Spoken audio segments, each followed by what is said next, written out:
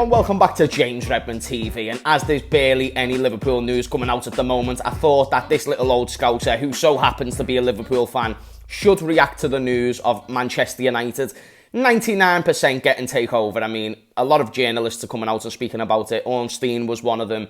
There was numerous other reports, and now, you know, you'd even see on Twitter trends and announced Manchester United takeover. And the question that I sort of want to propose as it links to Liverpool, just dropped my glasses, as it links to Liverpool is, listen, how does this affect us? How does this improve Manchester United in the short term, in the long term? Because I think there's a lot of people who will be crapping themselves. There'll be some who will be probably not worried until they start to see things done. So if Manchester United get a takeover and get Kylian Mbappe, which obviously, you know, I think if you're a United fan, you should probably be intrigued by the news that Mbappe's had with PSG and wanting to leave next summer, and then the news about how PSG do not want to sell Mbappe for free, or don't want to let him go for free. Therefore, if Manchester United want to go in for Mbappe, bear in mind Manchester United needs a striker. I feel like it all makes sense. If this takeover happens, the debt will be gone.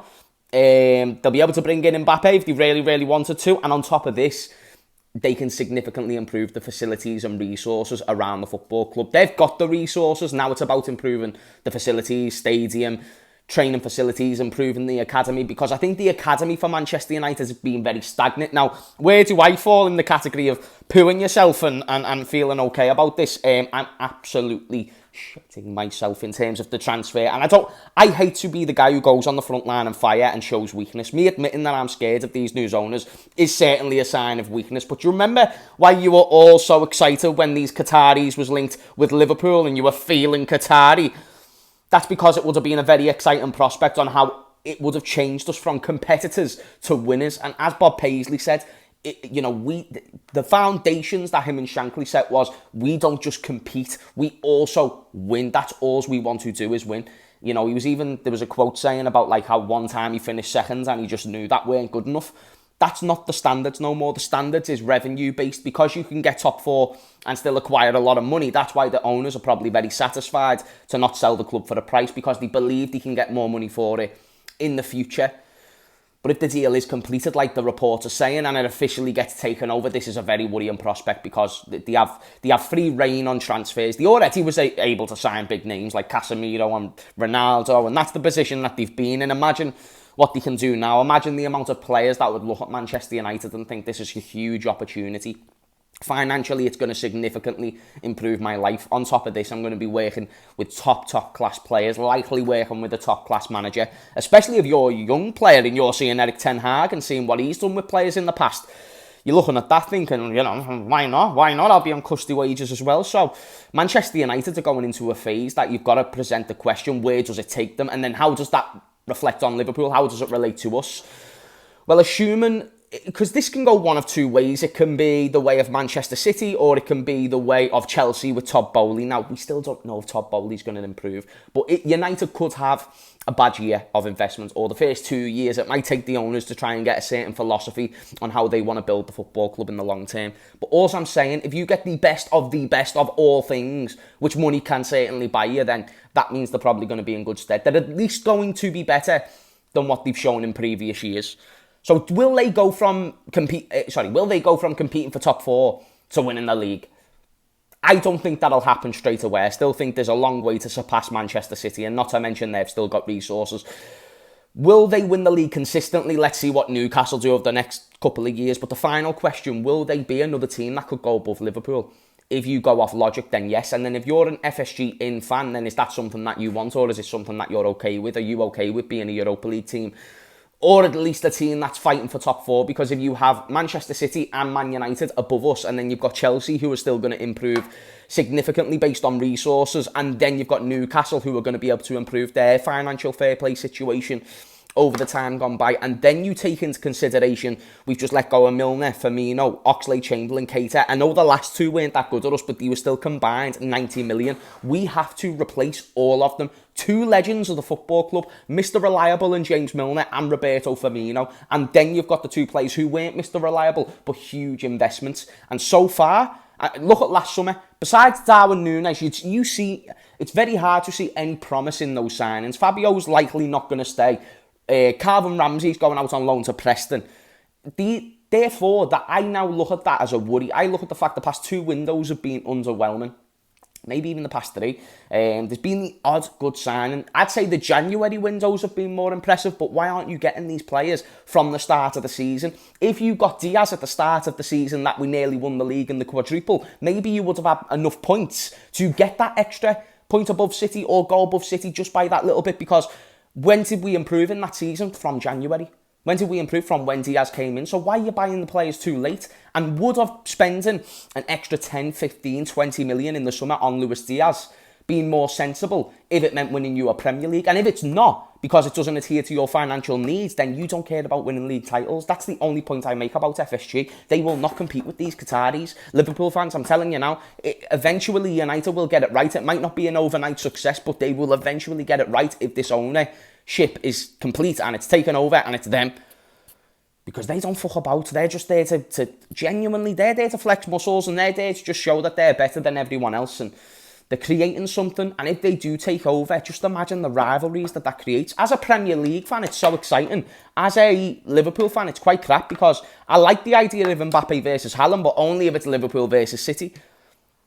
And if United are going to get this takeover, when's the next time we see a Liverpool versus City scenario? Will we be able to compete with Manchester United over the course of 12 months with these owners? And it doesn't look like that they're going to go anytime soon. And I always reference the owners because they're the ones who invest in the club. They're the ones who choose the manager. They're the ones who choose the squad. Will they improve the squad enough? Will they look at this and worry enough, thinking we might have to break the bank a little bit more than we usually do? Or will they fit within what they've been doing, which clearly hasn't been working as we're now in the Europa League? And are they going to just maximise the credit in the bank that they've got from winning one of every trophy? Not multiple of every trophy like what Shankly and Bob Paisley done. No. One of every trophy, which is fine, because at least they completed them all. And it was fully FSG. It weren't Klopp in the play. It was fully FSG. Which, listen, it actually was, because it's their club and their appointments. But come on, like, how come it hasn't been improved? How come we haven't seen the squad amplified? How come we haven't seen sharper investments? Why is the investment being poor, and why aren't they being held accountable for the poor recruitment? I just have a lot of questions about the future of Liverpool, and I've been worried about this for a couple of years now. When I first came onto the YouTube scene, I was the most confident mother effer that you could have found on the YouTube scene. We were a boss team. We had a boss 11. The squad was, there was questions to be asked, but it did get to a point where we had okay squad depth as well, especially in the quadruple chasing season. The squad depth was phenomenal, and that was the case study. People say, oh, Klopp doesn't like a big squad. No, he says that because Liverpool don't have the financial targets to maintain a big squad of top-class players. That's why he says it. Why would he say he wouldn't want a big squad when the biggest squad that we had literally nearly won a quadruple? If so, then Klopp should be out. If that's what Klopp actually believes, and he got nearly a quadruple when he had the biggest squad, and he had Minamino winning him League Cups, and then he could have Jota come off the bench, don't take the piss. We need a big squad. People say big squads don't always win you leagues. Look at Manchester City. If Manchester City were really that bad, they could go out in January and get 2 to 3 additions for a combined 80 million, and it's fine.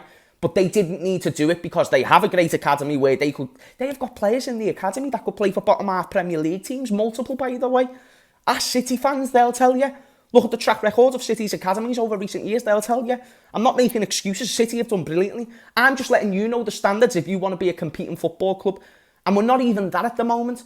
And even Bob Paisley said that was unacceptable. So if we're going to stick with that tradition, why are we accepting mediocrity? I'm only going off the premise of what the greatest manager of Liverpool history ever said. That's all I'm going off. But people say I'm negative. Okay, then fine. If I'm negative, we won't raise the standards. If we don't raise the standards, we'll let Man United take over. And then I'll come back in 10 years' time when Manchester United have won at least 3 Premier Leagues.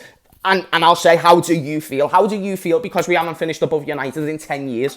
And that might not happen. We might still, in the short term, end up being better than Manchester United. But case studies suggest that that is likely not going to happen. In fact, case studies suggest that we might grow a star. Let's say the star was Harvey Elliott. Real Madrid come in for Harvey Elliott. 80, 90, 100 million on Harvey Elliott. He goes there. We get a good couple of signings, nice, custy players, bringing them in because we finally had an asset to sell, because we're a sell-to-buy model. And then we go ahead. We compete for the league. We maybe miss out, but we might just clinch it. And then we've got one more Premier League under the FSG reign. Can we do it back-to-back? Because case studies suggest that that's not possible. Case studies suggest that that will not happen. because we don't want to do the maximum to achieve the league title. Otherwise, we would have got someone like Luis Diaz or Luis Diaz himself at the start of the quadruple chasing season. If we really cared about top 4, we would have been extra prepared in the attacking sense and the midfield sense to achieve such feat. But what happened? We merely missed out. The same way we merely missed out on the Champions League when Salah went off and Lallana had to be brought on at right wing.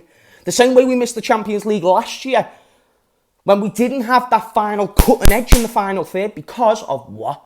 Because of what? The lack of investment. The team burnt itself out. That's what everyone was saying. But when did the best form come? When Luis Diaz came in. And maybe it still wouldn't have won you the Champions League final, but it didn't win you the Premier League either. Imagine the extra points that could have been accumulated. I know these are if, buts and maybes, but you have to use them on what could have been the maximum. And if you accept that this is Liverpool's best, whew, wow. Is that what doubt us to believers meant? Like, believe in top 4, believe in top... I don't think that's what Jurgen Klopp was referencing. And we're also approaching 3 to 4 years without a Premier League title. And based on chances, we're not likely to win a Premier League title anytime soon. So therefore, I only want to raise the point that if we don't win a Premier League title anytime soon, what did Klopp say when he came in? I want to win a Premier League in my first 5 years, or something along those lines. Imagine winning it and then not doing that for the second part of your career, and then Klopp gets the blame.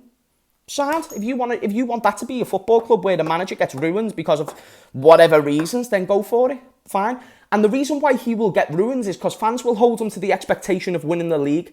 The owners know this. But then the club will only set him the expectation of getting top 4. And then Klopp will still try and get the league, but he'll have the resources to hopefully be a competitive, sustainable top 4 team. I know I've rambled a bit this video, but I really hope that you caught something of what I was trying to say. I go in circles a lot of the time, and I've repeated this time and time again. But as this is a Liverpool fan channel, I wanted to talk about how the Manchester United news could impact Liverpool. And this news, if true, and it's likely true, only adds to the argument that we could be mediocre in the next couple of years. What is mediocre? Being a top 4 team, I think that's mediocre. We're the most successful club based on trophies in the country, and you're saying to me top 4 for that club is mediocre. Good. It is mediocre. It's the fine definition of mediocre. In fact, I'm sure if you was to ask Bob Paisley from his grave, what do you think of that? How do you feel about Liverpool being that? I'm sure the words would be certainly more unpleasant than me using the word mediocre. It's a joke. But nobody wants to accept that, and you want to say, oh, James, you're being unrealistic. Fine, I'm being unrealistic, but there's other case studies out there to suggest that you don't need a country to own you to spend bigger money than what FSG is spending, and there's no possibility in my mind that FSG couldn't maximise a few more funds. That's all I'm saying. And yes, someone replied to me last video, FSG have done good things. Of course they've done good things. They wouldn't be the owners right now if they'd done nothing good. But I'm just saying that if they haven't got us to the goal where we would expect us to be, is that a problem? And if it's not a problem, then boom, there's your answer. Lower the standards. And then I revert it back to Klopp. If you lower the standards, at least then we can attest where should Klopp finish. Because then what you're saying by Klopp going, okay, that means another manager can win the league with this team. Well, that never happened before. And we had Luis Suarez at one point and we nearly won the league. But why didn't we win the league? Why didn't we win the league? Because maybe we didn't have great squad depth. Maybe that's why Brendan Rodgers missed out. The investment after Luis Suarez leaving, Mario Balotelli, Ricky Lambert, it literally cost Brendan Rodgers his job. Literally a year after he nearly won the league. Thankfully, that got us Jurgen Klopp off a little bit of luck. But then you look at the situation and you think, now Jurgen Klopp's in that similar position where if he doesn't win the league or if he doesn't compete, he's getting sacked. That's you then implying another manager can come in and win the league with this Liverpool team. That's all I'm saying. I'm not saying Jurgen Klopp isn't free of mistakes. Of course he is. But what other manager's going to come in and win the league with this lot? And then come on. Anyway, guys, smash a like, subscribe, all that juicy business. Thank you for watching. I'm sweating my balls off. It's absolutely boiling. And I'll see you all later. Peace out.